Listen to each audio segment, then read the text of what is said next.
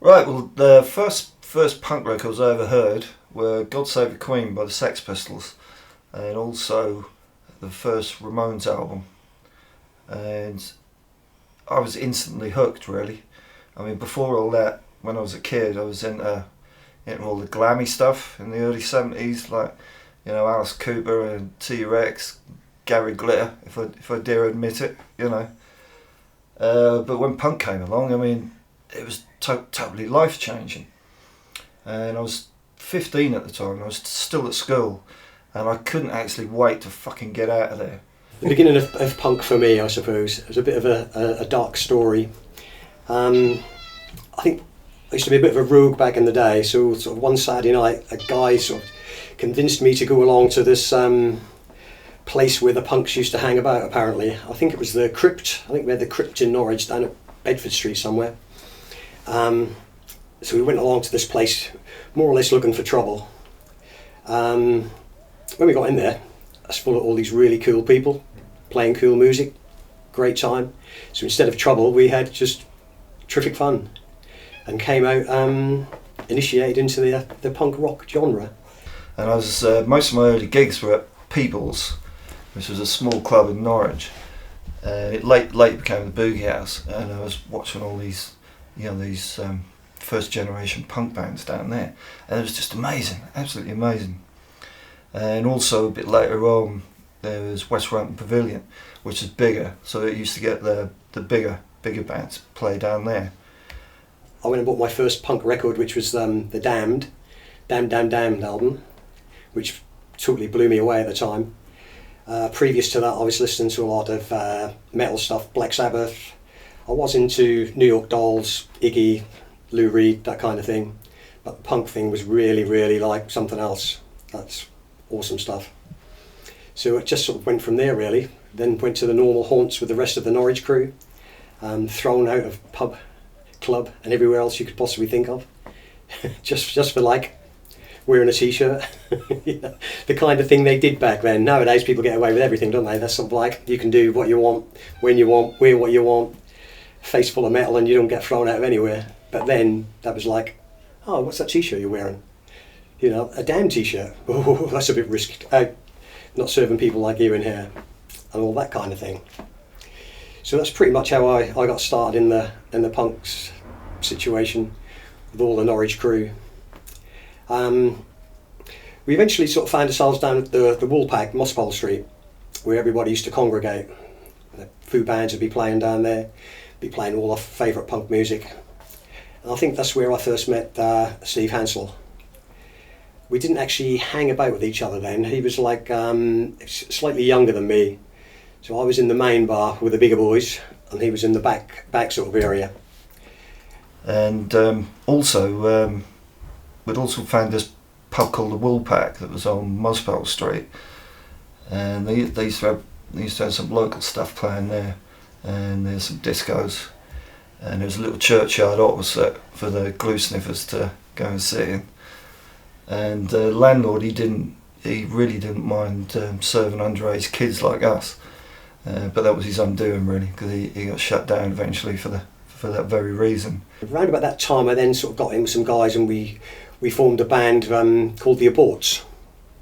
So we started playing with the Aborts. We had one notorious gig at St Andrew's Hall where they actually pulled the plug on us, and that was like, well, the end of my time with the Aborts, because then Disruptors came along. And I'd always wanted to be in a band, but I never particularly knew how to go about it, and I never seriously thought about actually doing anything about it. And around about 1980, I got invited along to a rehearsal. A couple of mates of mine, there was Dave Howard and Gibbon, they were trying to form a band, and they kept getting let down. They were getting let down by various other people who weren't turning up and stuff like that. And so I went along one afternoon, and we kind of like had a bit of a mess around. I mean, I'd never picked a bass up in my life, and I was trying to play bass, but I was pretty crap at it. So we kind of kept switching around, playing different instruments. It was just the three of us, and I ended up singing. And it just went from there, really. And we didn't have a drummer at the time. I mean, for a few weeks it was just the three of us. I mean, a couple of people said they wanted a drum for us, but you know, they just never fucking turned up, or they'd never had a kit or something, you know.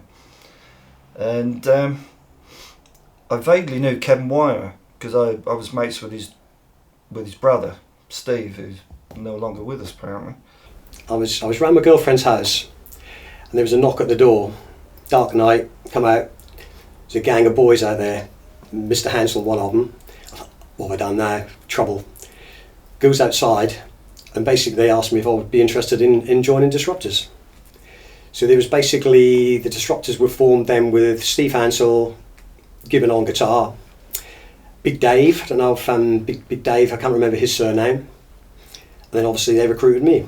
So there was the four of us. And off we went on our merry way. Disruptors were there. I mean, we were just messing about. None of us knew what we were doing. I mean, everything I've ever done in my life, I just thought I was winging it. And the entire time I was in the Disruptors, I was just winging it. Rehearsals were a big headache. You couldn't rehearse anywhere. We were like people's friends' garages, thrown out. Friends' houses, thrown out.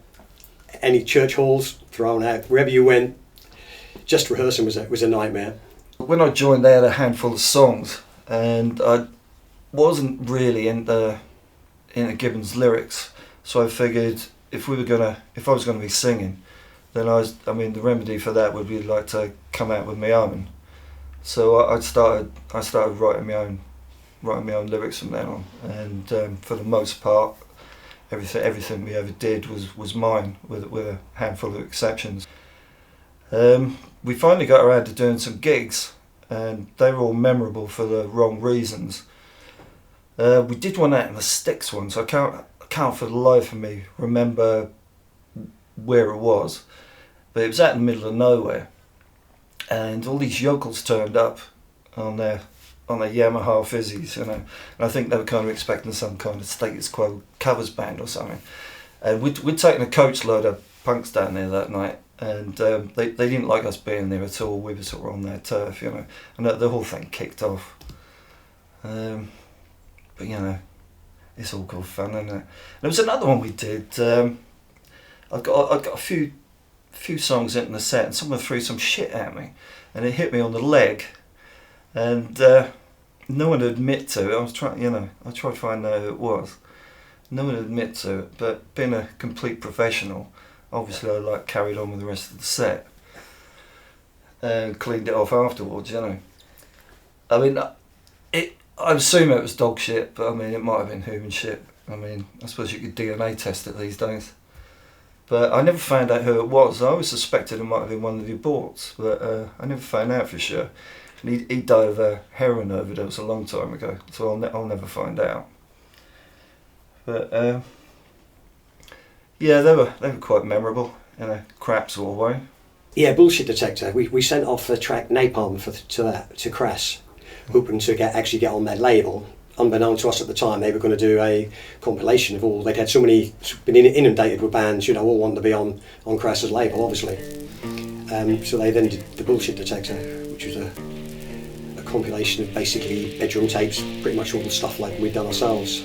You know, which was, I thought at the time there were some pretty cool tracks on there.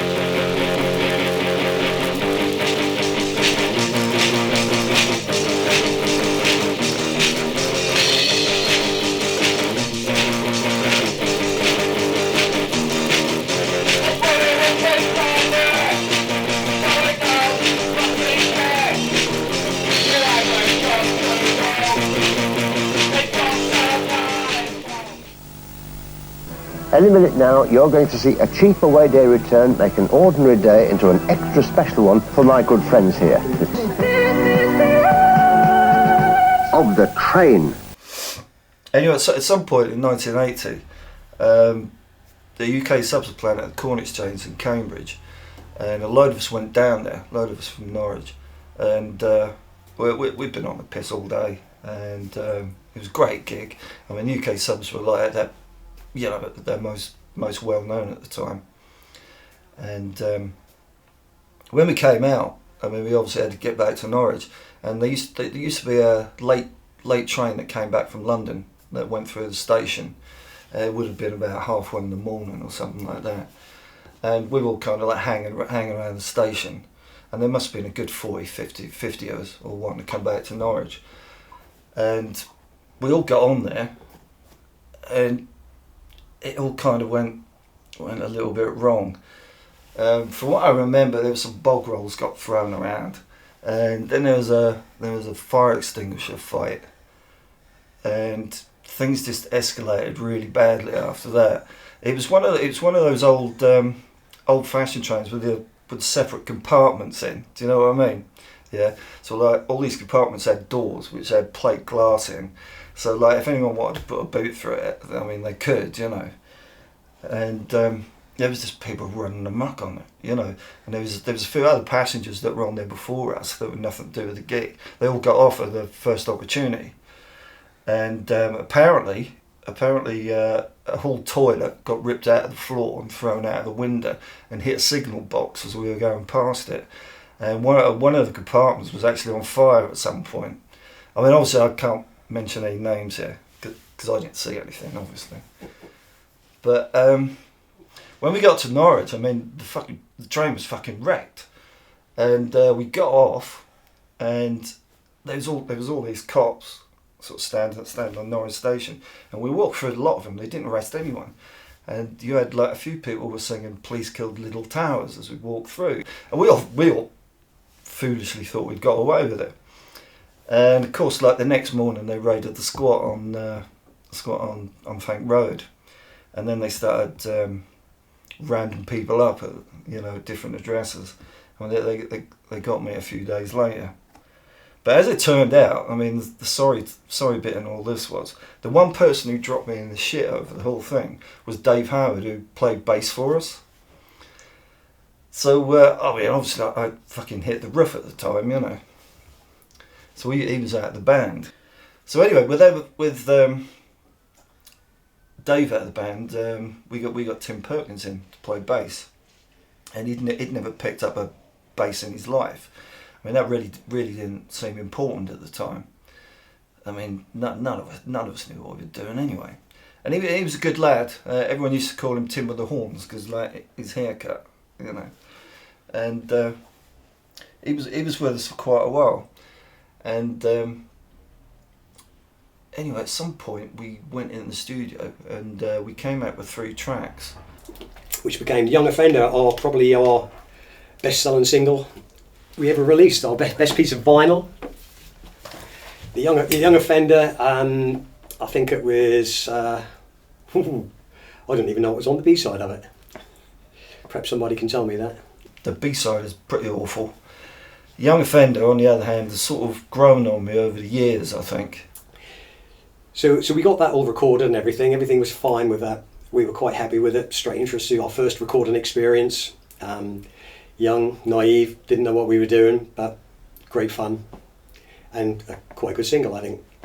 Probably doesn't stand the test of time too well, but I think some of the lyrics are still relevant. I think pretty much all Disruptors' lyrics are quite relevant today as what they were, almost 40 years ago. You know, some things just haven't changed, have they? It's like, we're still ruled by the Tories. And we saved up, I think it was about 300 or 400 quid, I think, at the time, for about 1,007 inches. We didn't really know what to do with it. And we went down to Bax Records. They had a shop down Swan Lane. And they did distribution and stuff. They took most of them off us. So they started to do a lot of that stuff, sent some copies out, and basically within the week they'd sold the whole 1,000. So as I said previous, we had no money, and they basically then decided that they would finance us for the next 1,000 and any subsequent ones as well, which was pretty cool. So that's what happened. That's how Radical Change was basically born. We then had our own label, which we were pretty much had full control of, and somebody was funding it for us. It's been really good to us. It's like the one most people remember us for, you know, just despite us.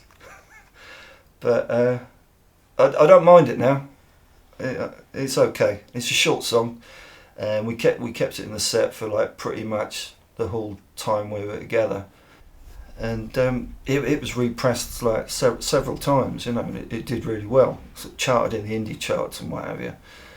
And ended up on the Punk Disorderly album as well. And that sold out absolutely shitloads. I should say a little bit here about Johnny Apple from Bax, because if he hadn't have actually taken a chance on us, me and like everybody else, we would have missed out on so many good experiences, because he kind of like kick-started us really. And he actually passed away a few months ago, which is a real shame, because he did so much for a lot of bands, especially bands around here, you know. And he'll be missed by a lot of people. He was a good lad. At some point we were having problems with Gibbon. Second of Gibbon, yeah, I didn't know anything about the second of Gibbon. I can't even remember why we fell out with him. It's one of those strange things. You sort of like fall out with people, and I'm not quite sure why. I think he was just being a bit of an arse. So he couldn't play guitar anyway. Sorry, Gibbon. Shit happens, you know. So he was gone. Anyway, we needed a new guitarist. We approached a couple of people, and they weren't the slightest bit interested. And we put an advert in the paper, and Paul Greeno replied to it. So I thought, I'll ring him up and pretend that I can play a guitar. I did have a bass guitar, but I'd never actually played a lead guitar, but I thought it can't be that difficult. And I remember they said, oh yeah, come along. We're auditioning people in the Raven pub in Norwich, which no longer exists. And they said, oh yeah, there's some other bloke coming along. We can't remember his name, but he said he'll be wearing green satin trousers or something. But anyway, green satin trousers never turned up, so I got the job by default. But he came along, and he sort of brought a new sound with him as well, really. Because I mean, I couldn't write music because I can't play guitar for shit, you know. I never could.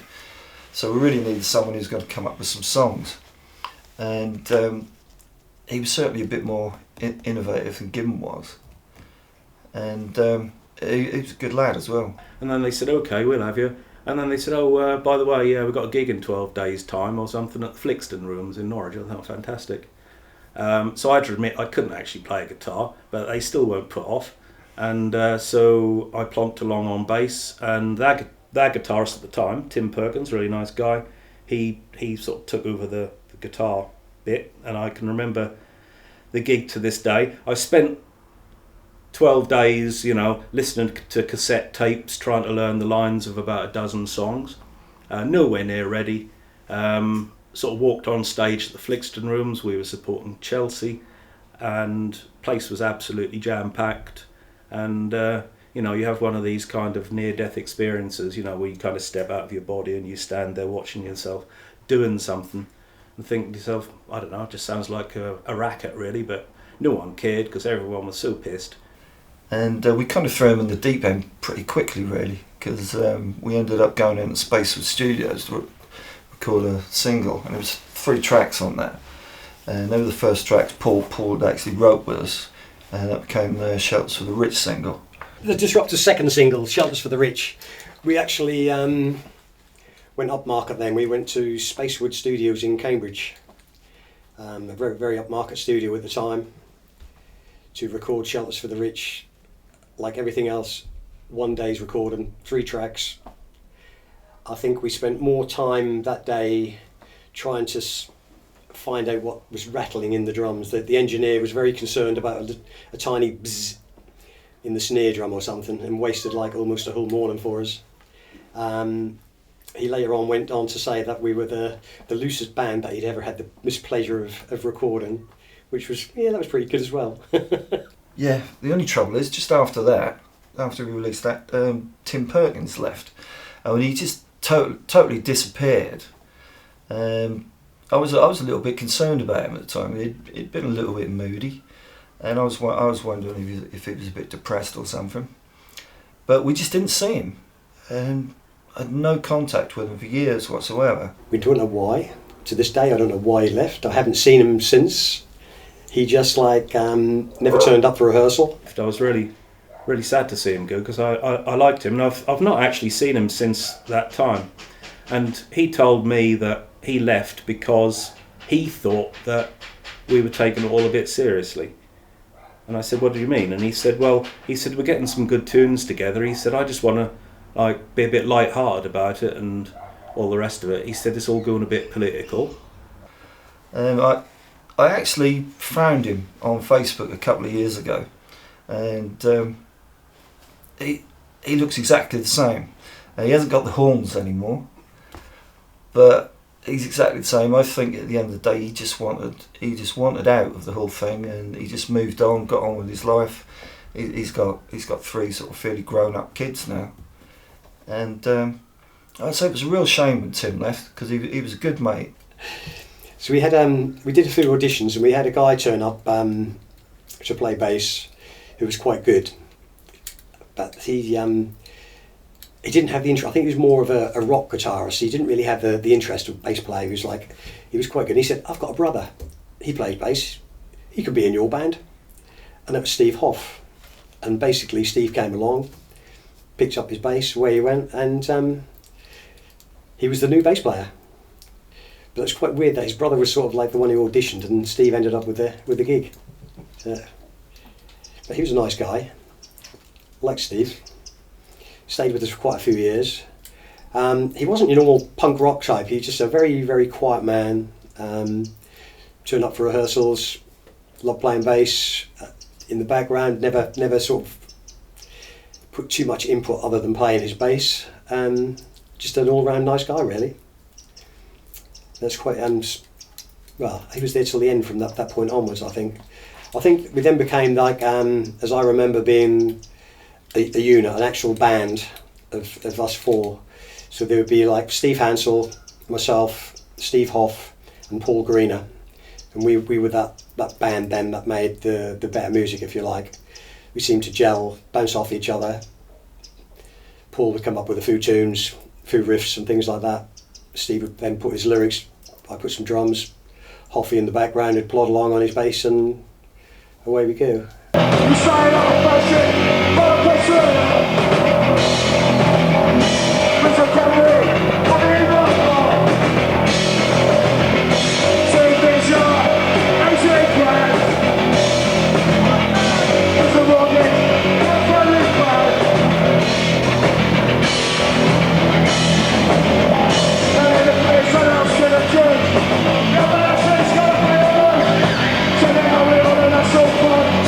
That's all I want, I guess I'll punch. That's all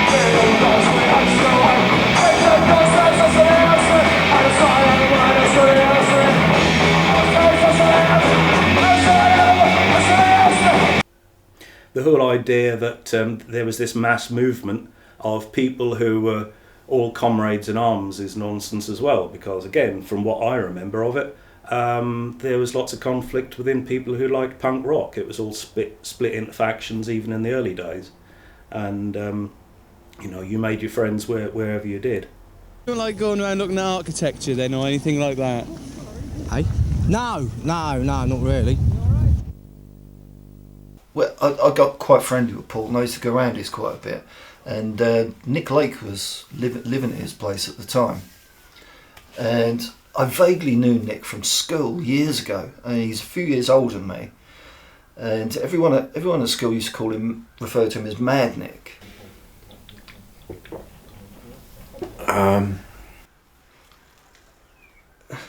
Oh yeah, I mean, anyone that's ever met Nick will kind of understand. I mean, he's certainly not mad, but he's quite an individual, and we'd be round there sort of doing whatever, and he had books and books of his poetry he used to write, and if he'd had a few beers, he'd sort of get his books out and he'd sort of read us all this poetry, and it's not all great, to be honest, but I mean, some of it is just absolutely brilliant. Some of his poetry is excellent stuff. And he's a bit of an artist as well. He can do some wonderful drawings. So you really need to see some of those at some point. He's cool. And we sort of decided, well, maybe we could kind of like use him.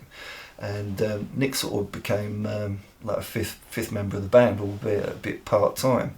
Steve said, have you got any poems you could read out? So I used to sort of say, yeah, okay. And because I was interested in an Indian guru at the time called Bhagwan, I changed my name briefly for about 2 years to Prem Nick.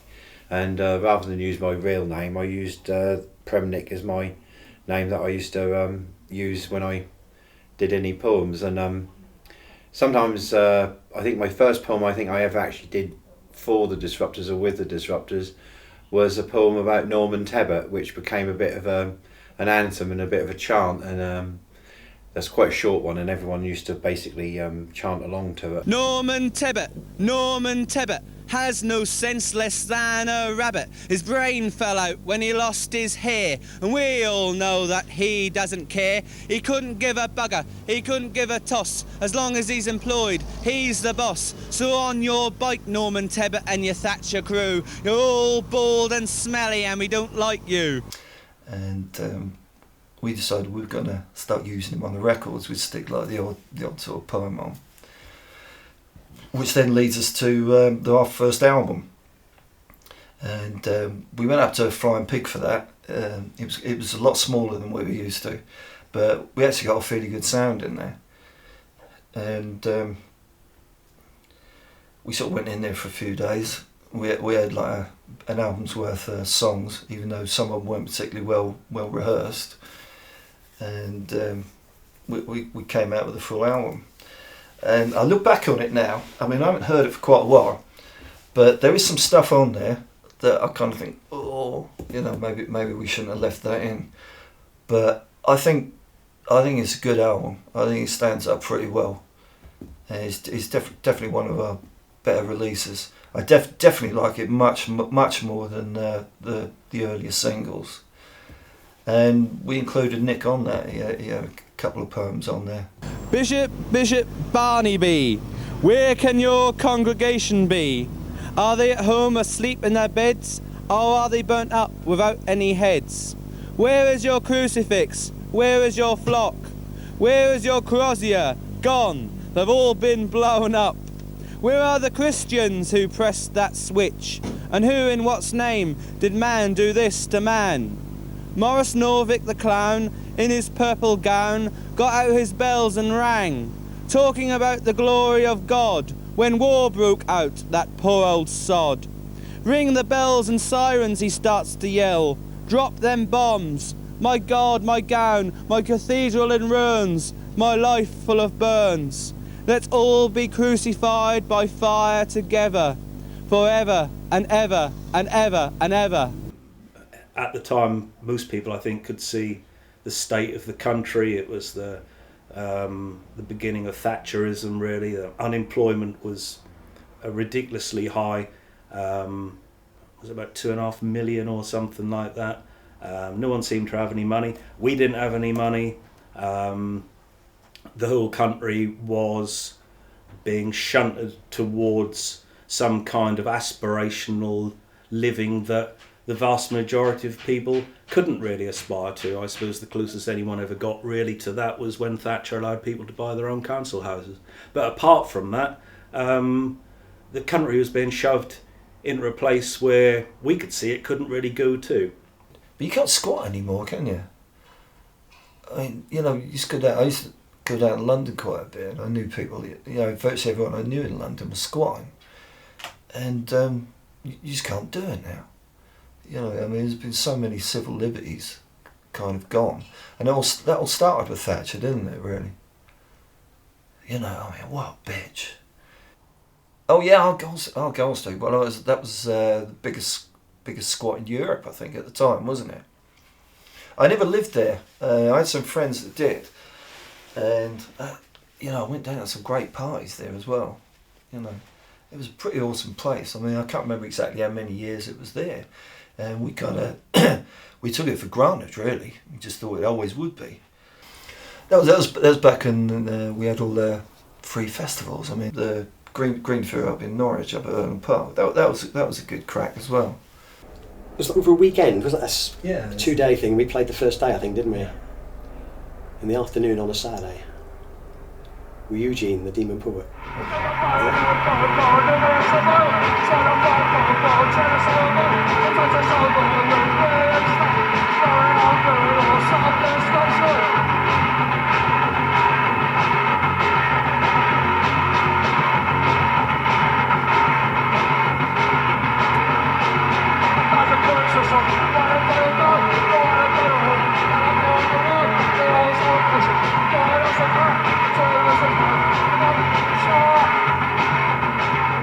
Stonehenge and stuff, you know.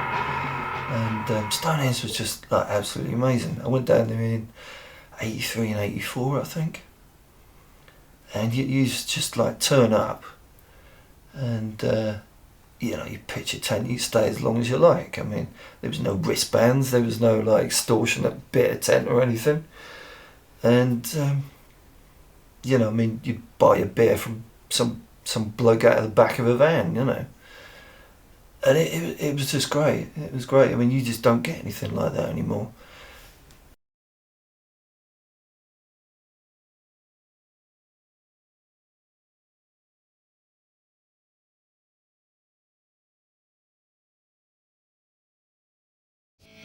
The police action shown on ITN last night came late in the day. Some officers had to jump clear as coaches were driven at speed through a field. When they were halted, police forced their way inside to make arrests, forcing the occupants to the ground. On the deck! Are you still there, boys?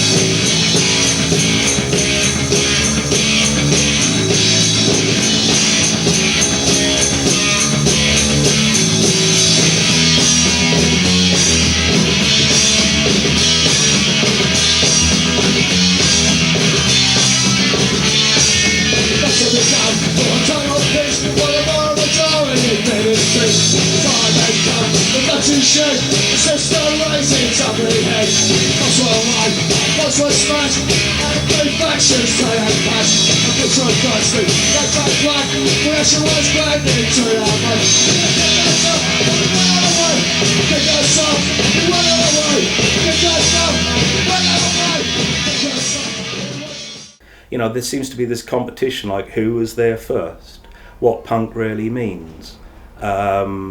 People argue about what was the first punk gig in Norwich, who was doing what, how influential certain people were, and this idea that, oh well, you know, we suffered in the early days for you Johnny come lately types to come along and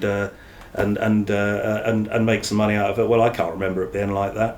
And I have to say, some of the things that I've read recently from certain people don't quite gel with my memory of what went on at that time.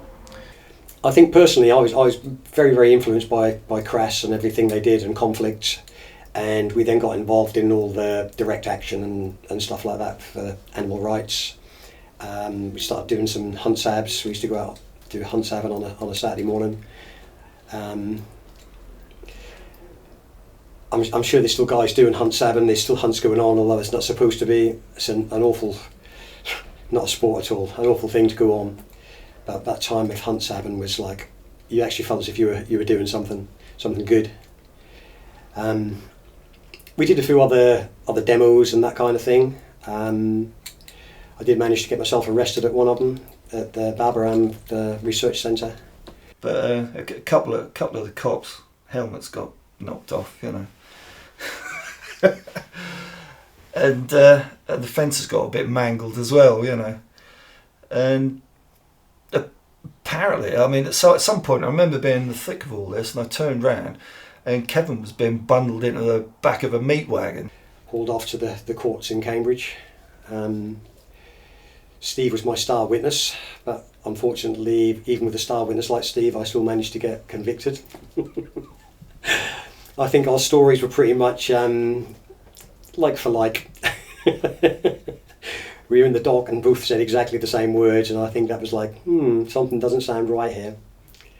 But we were on a demo, and people do get arrested, don't they? Unfortunately, and I was one of those lucky people. But yeah, that's another story. Punk had kind of like the anarcho thing had started coming out of punk, and I always preferred that. I mean, I love the old school punk rock, you know, the original stuff.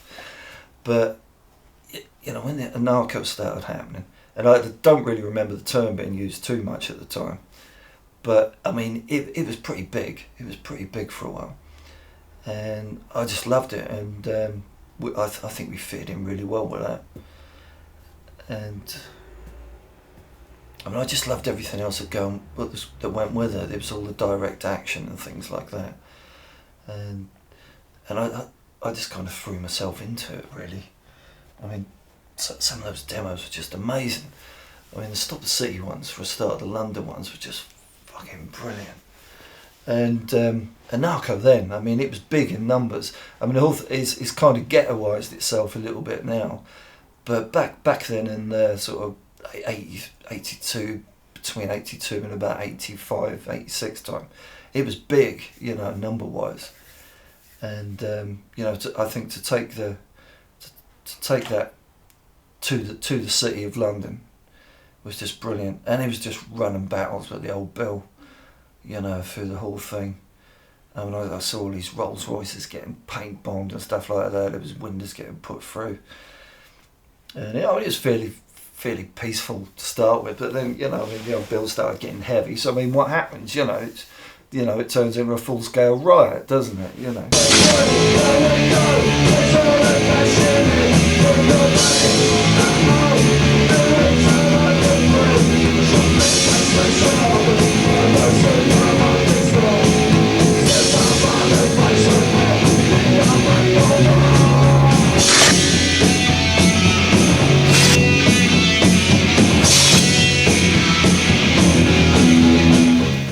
Golden days.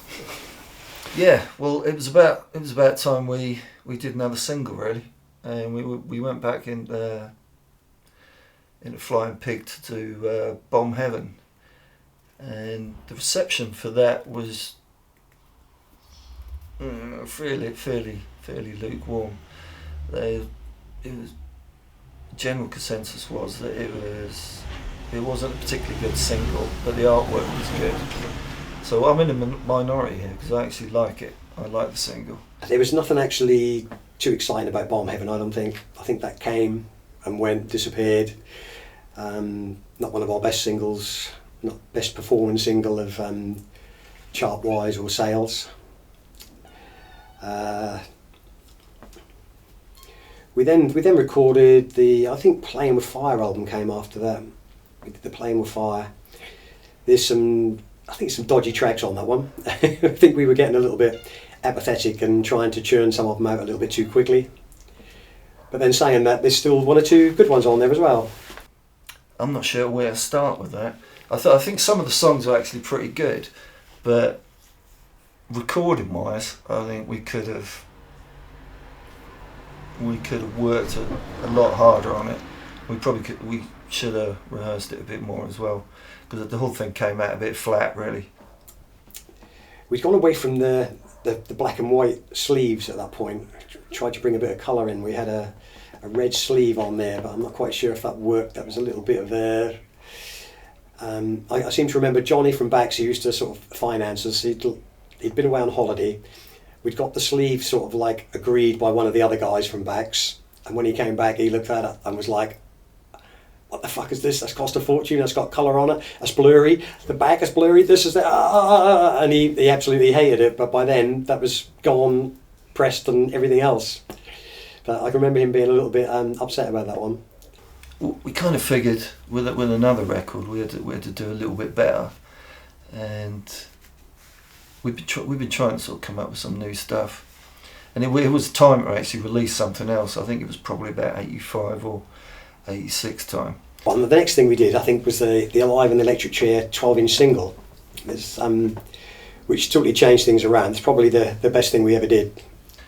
And we didn't have enough for a whole album, but we did have about eight tracks, and we recorded 4 up at Flying Pig, and we did the other one up at Raven Recording that we'd never been in before. And there's a guy called Howard Turner.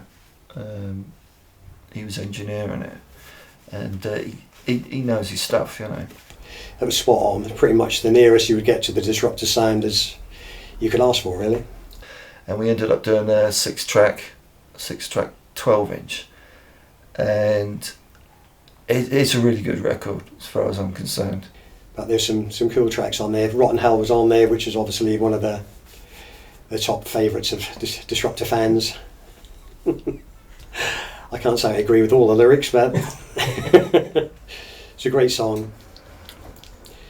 And I think it still stands the test of time. It does like if you play it today, that's still really like a fist pumping song. It's pretty cool. It's a good one.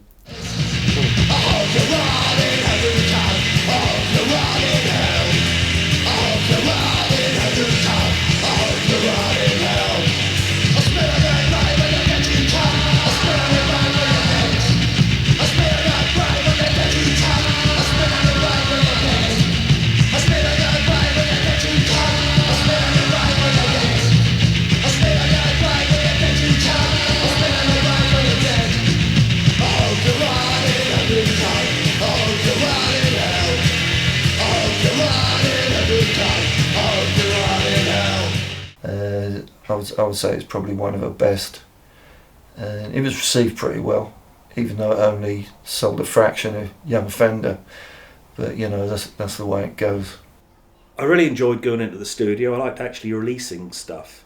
To actually that point in time, you know, where you actually take a black vinyl record out of a sleeve, and you kind of, you kind of tip it into the light, and you can see all the ridges going round and round and round. You think, oh yeah, that's all our stuff. That is all those ridges going round and round here. That's all our stuff that we've done.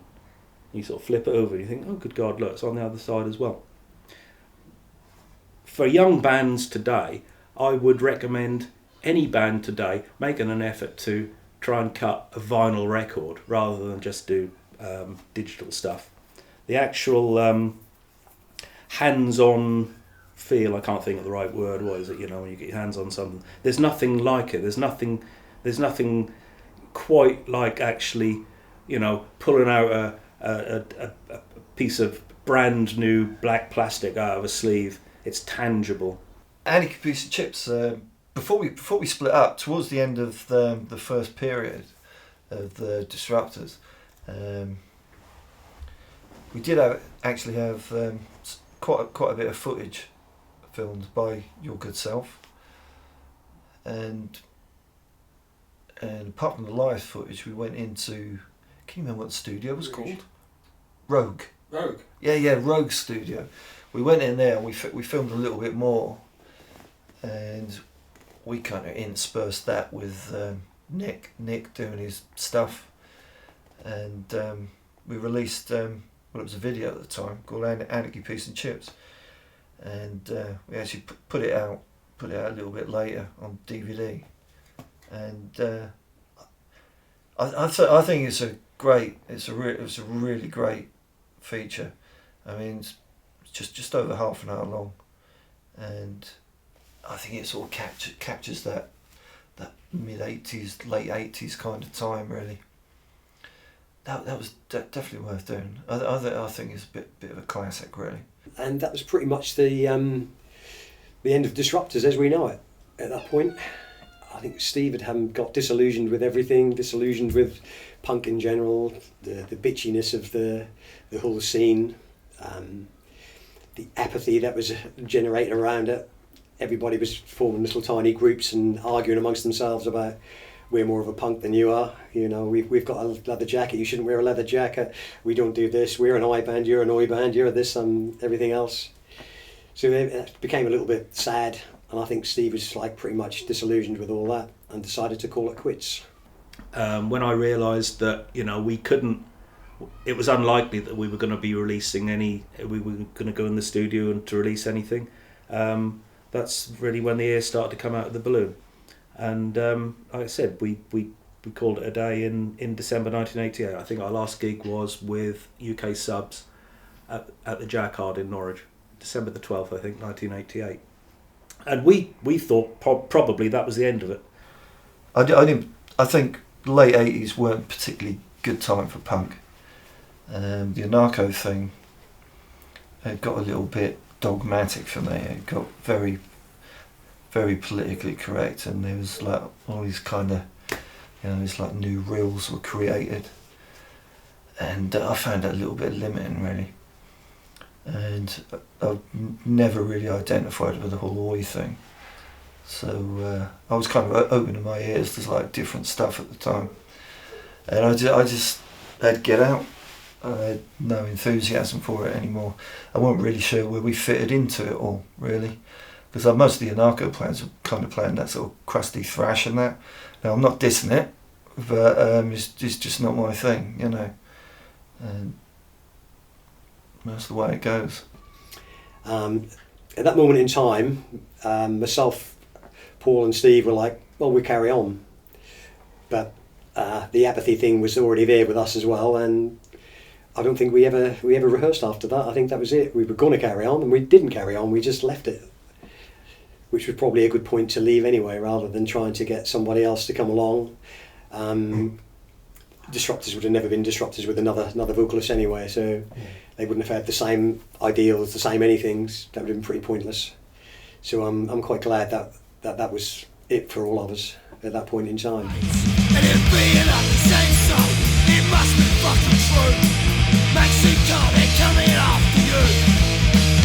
And it being up the same song, it must be fucking true. Mexico, they're coming after you.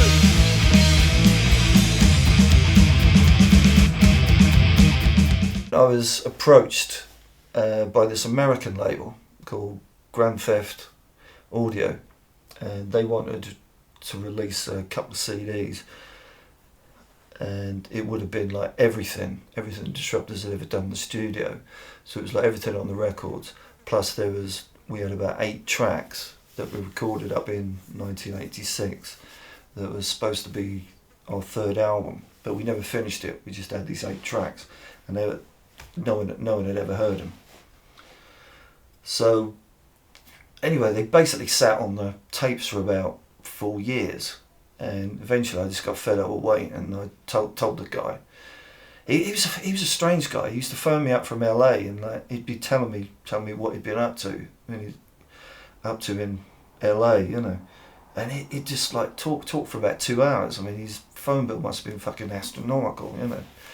But I mean, he was quite funny, but I hung in there with him for a while. But in the end, I just got fed up with waiting, so I told him the deal was off, and I said, well, look, I want the tapes back. So to give him his due, he did send the tapes back to me. And then I got a call from John Esplin from Overground Records. They're Newcastle based. And as far as I'm concerned, that's the best punk label these days in the country, if not anywhere, you know. I mean, John's a very dedicated sort of bloke, you know, and I absolutely trusted him from the off. And initially, he kind of expressed he wanted to release everything we did.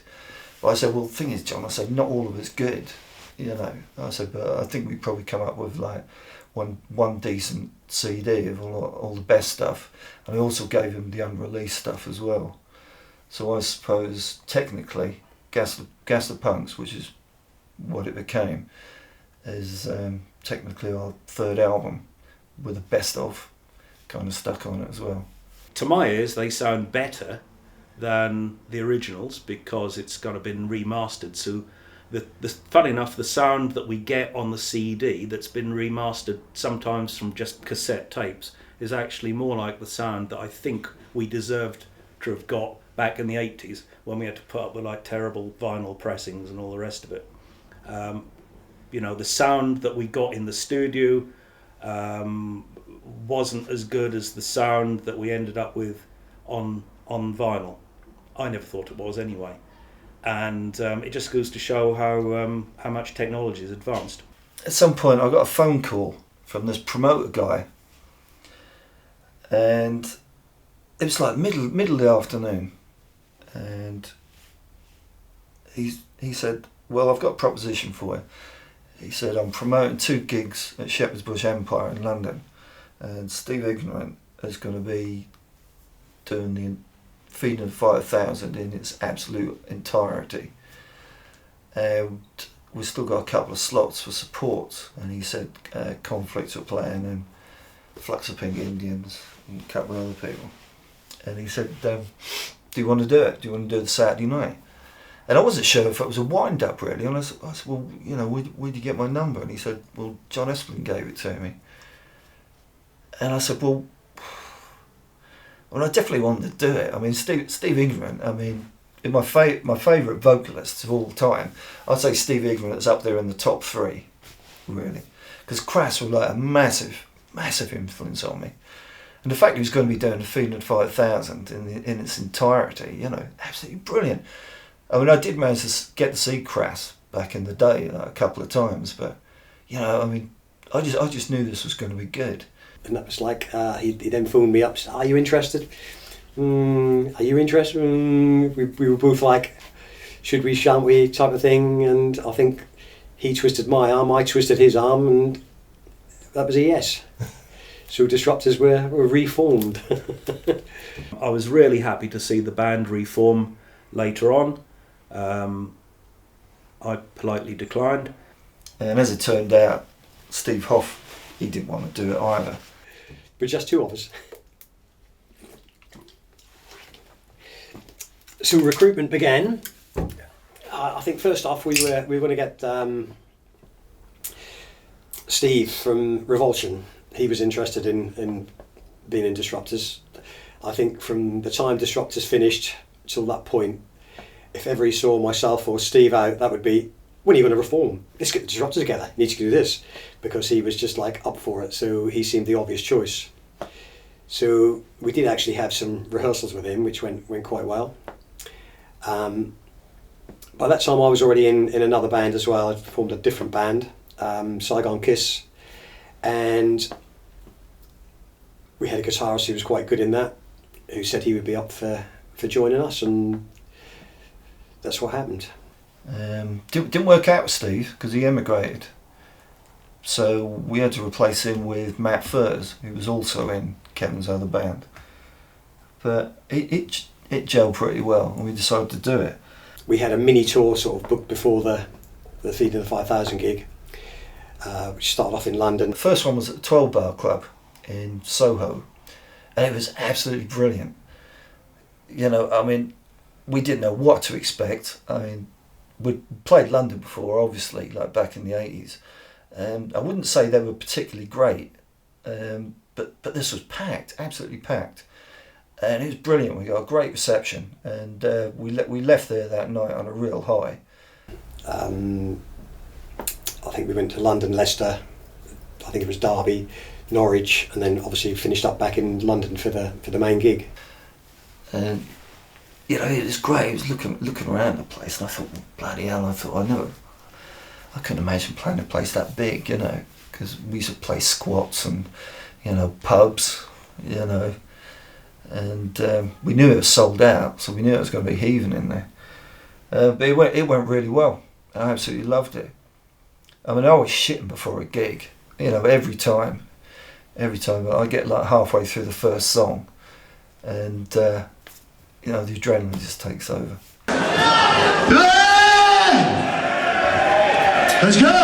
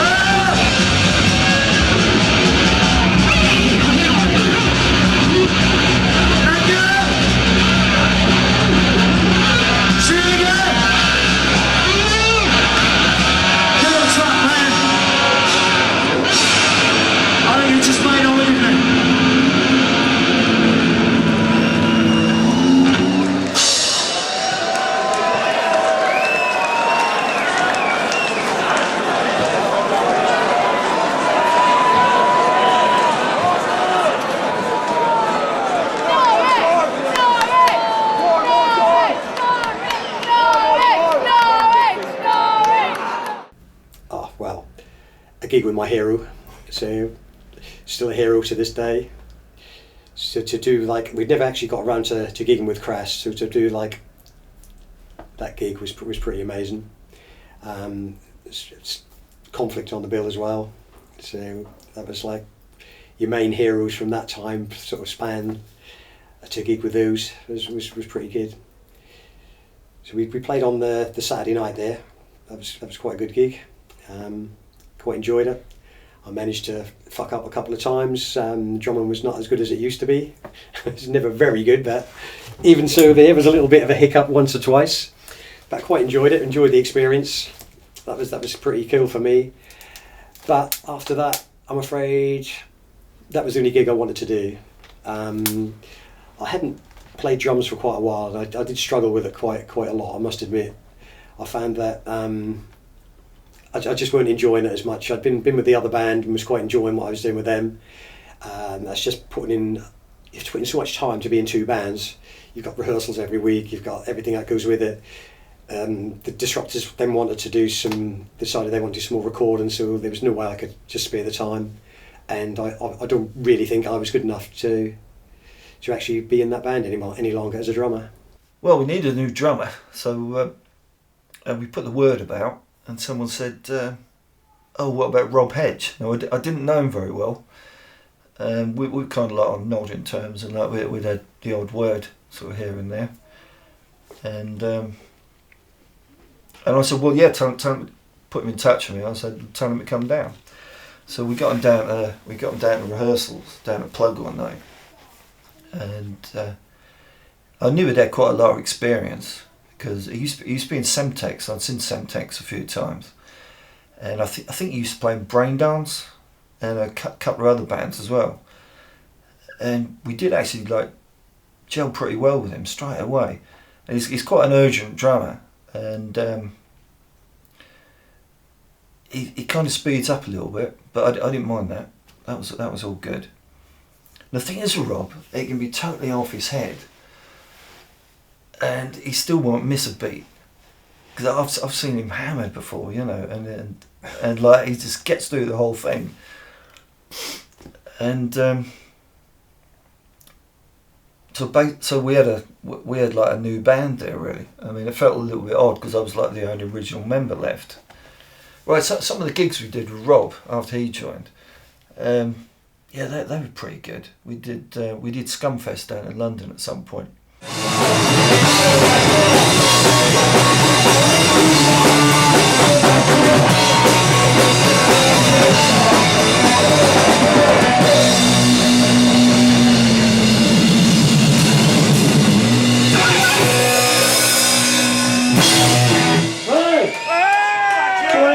Shit?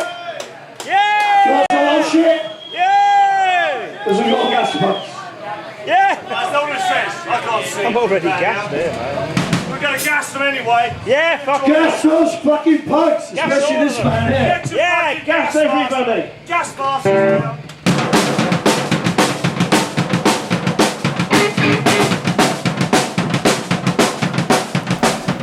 Now, when I went down there, it was supposed to be a squat gig, and we didn't even know where the venue was going to be. We were just told we'd be texted the venue on the morning, and we got texted in the morning. Oh, the venues fell through. Because they all got arrested. The organisers all got arrested the night before because the old guy had raided them. So they say, well, we've got another venue at short notice, and we ended up going to this club in Brixton called the Medusa.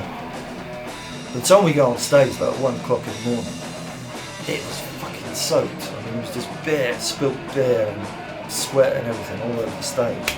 So anyway, we went on. We were actually like playing okay. At some point, I jumped up on a monitor, the monitor at the front of the stage, and it skidded off, and it kind of took me with it. So I just went straight off the stage.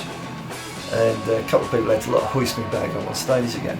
And I didn't really feel anything, and just carried on with the set really.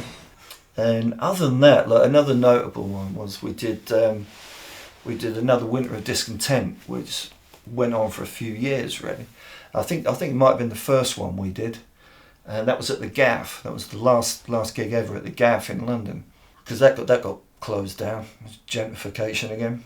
At some point we did actually come up with enough songs for an album, and it took about 2 years to write it, because when we did finally get around to rehearse, often we'd have to run through the set.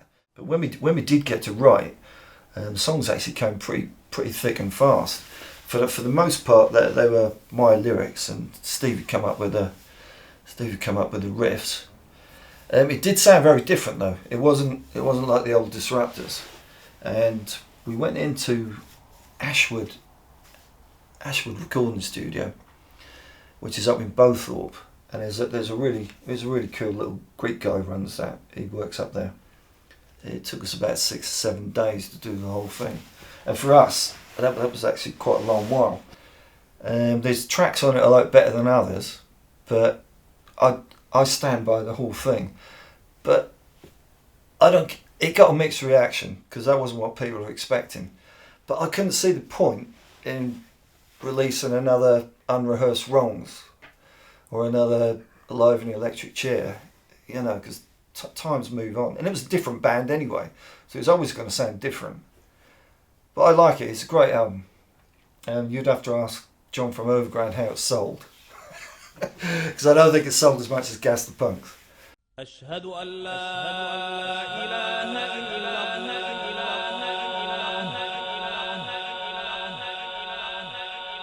أشهد أن محمدا رسول الله.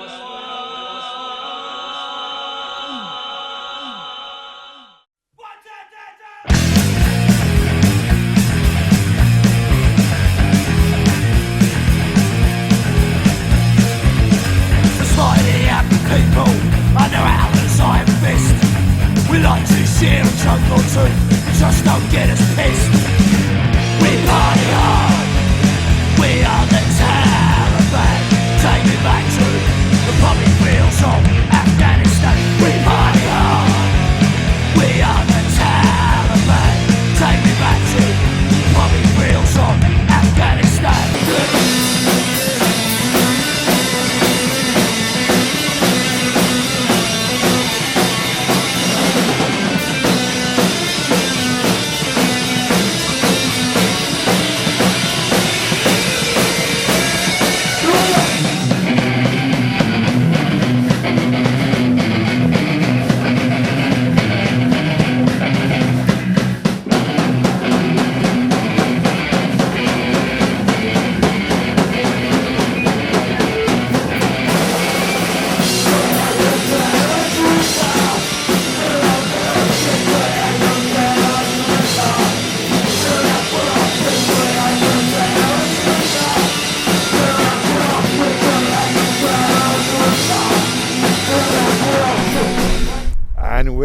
And Widdicombe, you ugly old mare.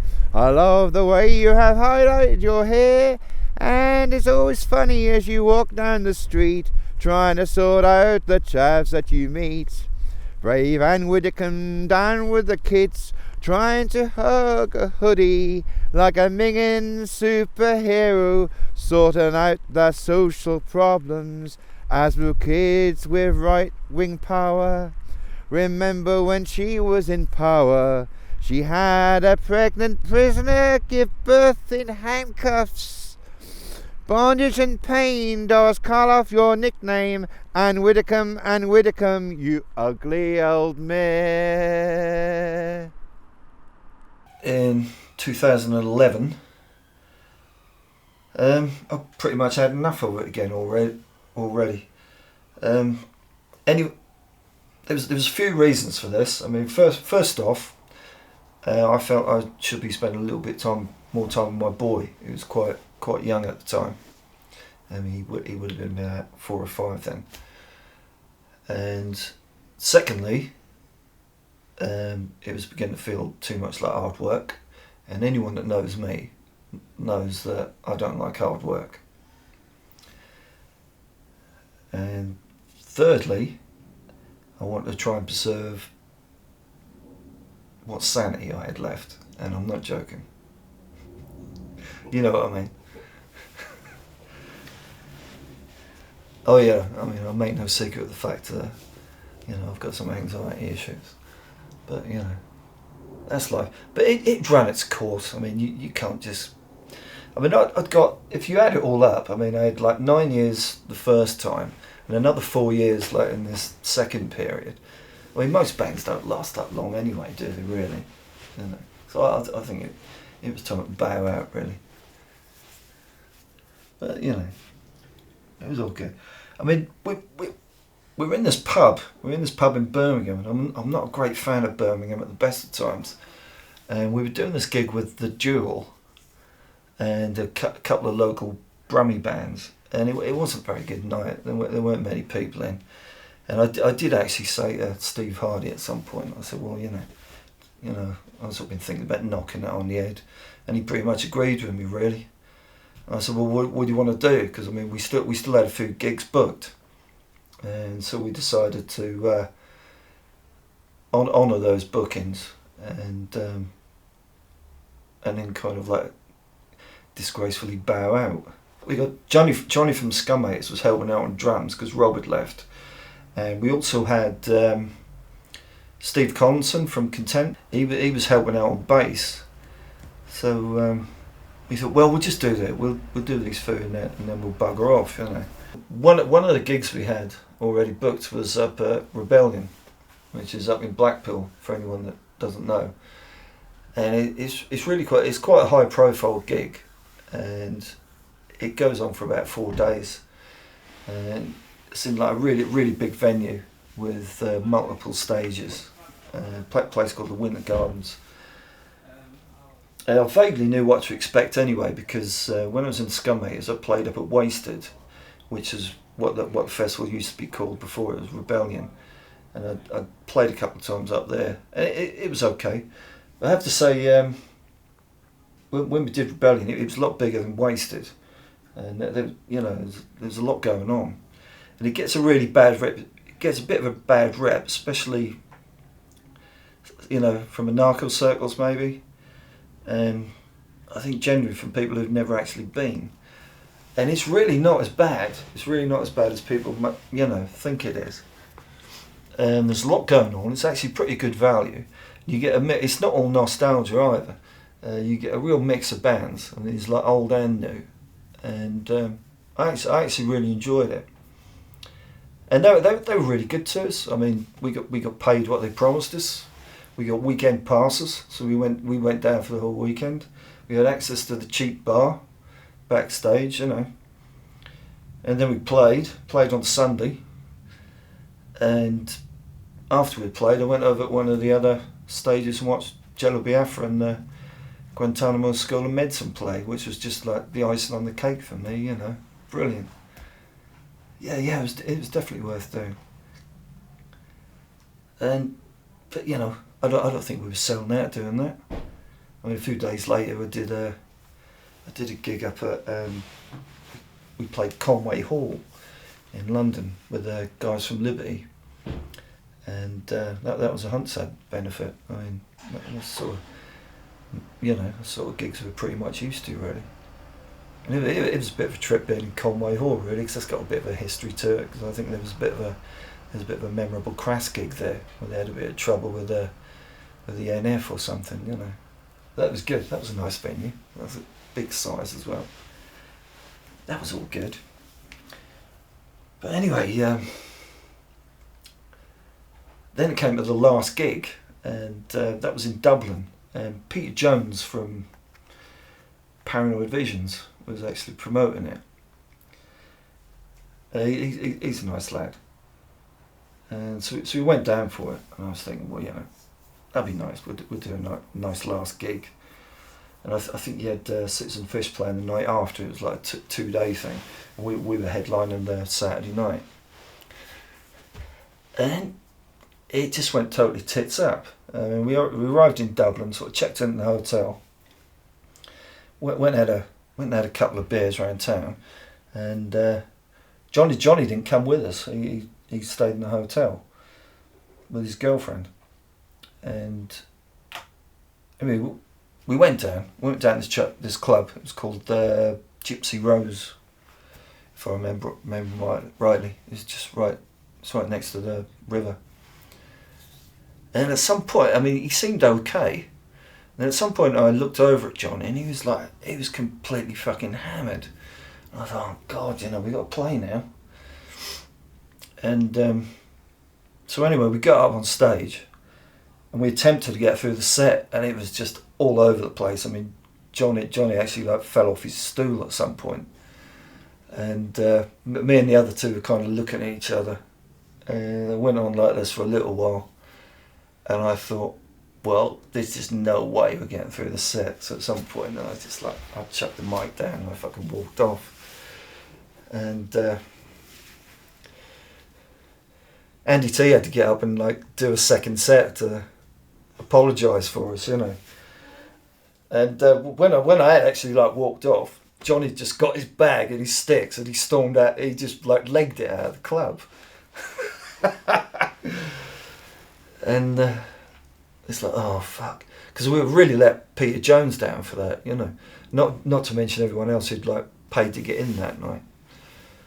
But you know, what can you do? I remember talking to Andy T later that evening. He said to me, he told me that I'd stormed off stage like Joan Collins. And he said, well, when you go back, he said, what are you going to do with the drummer? Are you going to throw him out of the plane? You know, we didn't though. We let him off. I suppose we all fuck up sometimes, and I think it was just Johnny's turn that night. You know, what can you do? But no, we won't be reforming. It was all good. I'm glad I did it, but now, and I'm not doing any more fucking interviews either. This is like the last one, you know. I wouldn't mind a book deal though. Can I plug the book now? Yeah. This is Orgasmatron. It's my debut novel. Well, it's actually my second one, but it's the first published one. I had to go at writing a book back in the 90s, but I kind of went over that at some point, and I never got past the first draft, and it wasn't that good. So I had another go at it, and I wrote this, and it actually came out quite a bit better. I really like it, and I've had some great feedback from it. And the title, by the way, is a reference to the Motorhead song. The lyrics to the Motorhead song, and it's nothing to do with the Woody Allen film. But I've had some great feedback. It's a pain in the arse to sell on Facebook. But if anyone wants to visit the page and buy one off me, it's going pretty cheap at a reasonable price. You know, come and see me. I think it's worth it. I think you'll like it. Most people like it. You like it, don't you? Hello. Right.